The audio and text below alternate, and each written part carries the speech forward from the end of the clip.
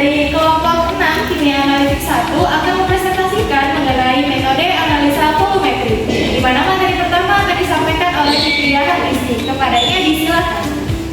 Analisa volumetri adalah analisa kimia kuantitatif yang dilakukan dengan jalan mengukur volume suatu larutan standar yang bereaksi langsung dengan larutan yang dianalisis, di mana kadar dan komposisi dari sampel ditetapkan berdasarkan volume bereaksi atau volume yang diketahui yang ditambahkan ke dalam larutan zat uji, hingga komponen yang ditetapkan bereaksi secara kuantitatif dengan reaksi tersebut.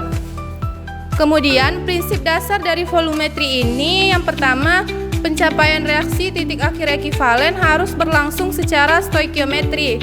Yang kedua, titik ekivalen adalah titik pada saat senyawa yang ditambahkan telah tepat mencukupi bereaksi dengan analit.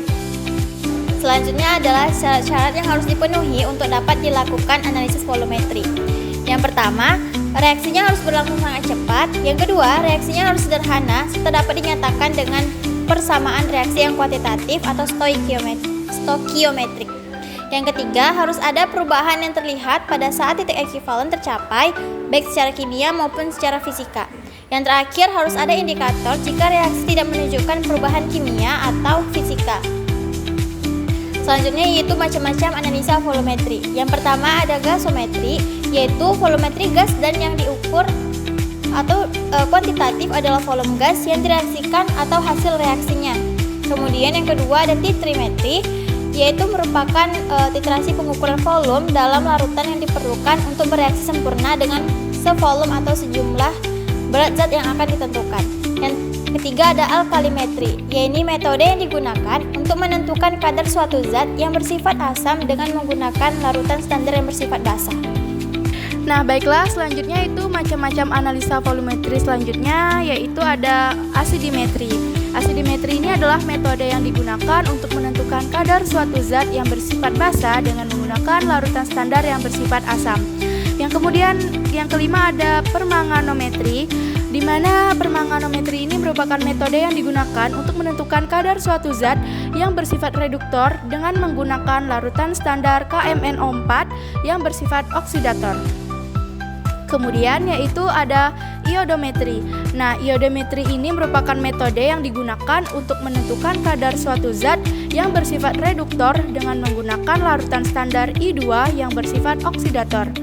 Yang terakhir ada iodimetri, di mana iodimetri ini adalah menentukan kadar suatu zat yang bersifat oksidator dengan menggunakan larutan standar yang bersifat reduktor. Kemudian ada klasifikasi analisa titrimetri atau volumetri. Yang pertama ada reaksi kimia asam basa. Nah, reaksi kimia asam basa ini jika larutan bakunya adalah basa, maka zat yang akan ditentukan haruslah bersifat asam ataupun sebaliknya. Yang kedua, reaksi oksidasi reduksi atau redoks. Yang terjadi adalah reaksi antara senyawa atau ion yang bersifat sebagai oksidator dengan senyawa atau ion yang bersifat sebagai reduktor ataupun sebaliknya. Yang ketiga yaitu reaksi pengendapan. Reaksi pengendapan ini adalah reaksi penggabungan ion yang menghasilkan endapan ataupun senyawa yang praktis tidak terionisasi. Yang keempat yaitu reaksi kompleksometri. Titrasi kompleksometri ini digunakan untuk menetapkan kadar ion-ion alkali dan juga alkali tanah atau ion-ion logam. Larutan bakunya adalah EDTA. Baik, materi selanjutnya yaitu pembagian analisa volumetri. Yang pertama yaitu titrasi asam basa. Nah, titrasi ini melibatkan asam maupun basa sebagai titrat ataupun titran.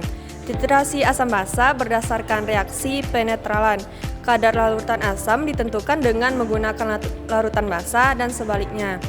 Titran ditambahkan titer sedikit demi sedikit sampai mencapai keadaan ekivalen.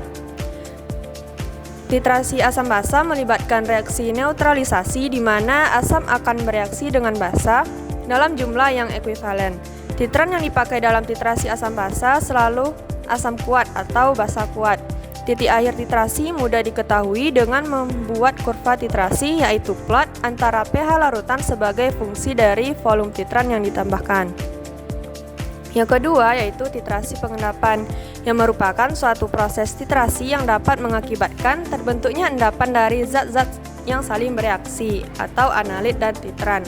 Suatu reaksi endapan dapat berkesudahan bila kelarutan endapannya cukup kecil.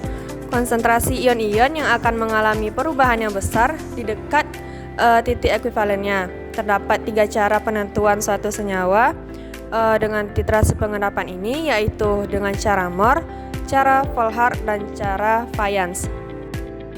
Selanjutnya, pada titrasi pengendapan dengan cara Volhard digunakan untuk menetapkan kadar ion klorida secara tidak langsung dalam suasana asam kuat. Nah, ke dalam larutan klorida ditambahkan larutan baku perak nitrat dalam jumlah sedikit dan berlebihan. Nah, pada saat cara Fazan itu menggunakan indikator atau senyawa organik yang dapat diserap pada permukaan endapan yang terbentuk selama titrasi argentometri berlangsung. Nah, yang ketiga itu ada titrasi reduksi oksidasi.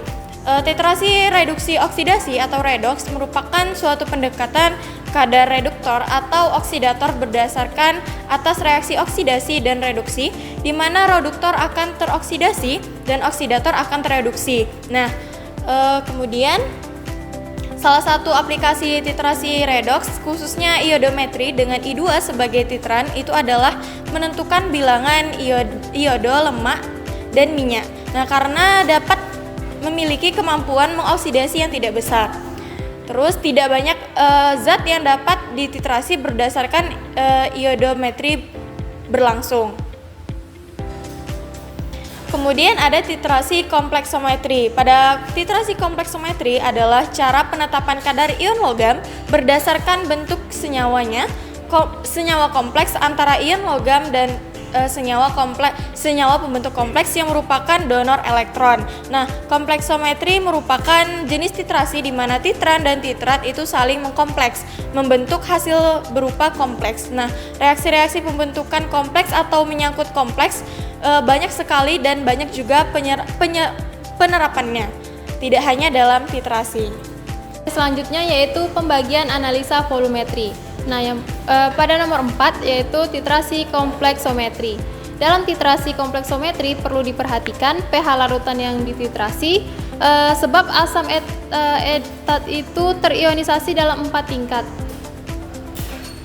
yaitu pK1 2,0, pK2 2,67, pK3 6,16 dan pK4 10,20. Dan spesies pembentuk kompleks yang sebenarnya adalah Y sama dengan apa ini? Dengan demikian, kompleks yang akan terbentuk lebih efisien dan lebih stabil dalam larutan alkali. Nah, salah satu senyawa pembentuk kompleks yang banyak digunakan adalah NaEDTA. Nah, senyawa EDTA ini dengan banyak kation membentuk kompleks dengan perbandingan 1/1 beberapa valensi. Seperti yang bisa terlihat, M adalah logam dan H2Y adalah anion garam di natrium etat. Sekian materi dan presentasi dari kami. Kami mohon maaf apabila ada kesalahan. Kami akhiri. Wassalamualaikum warahmatullahi wabarakatuh.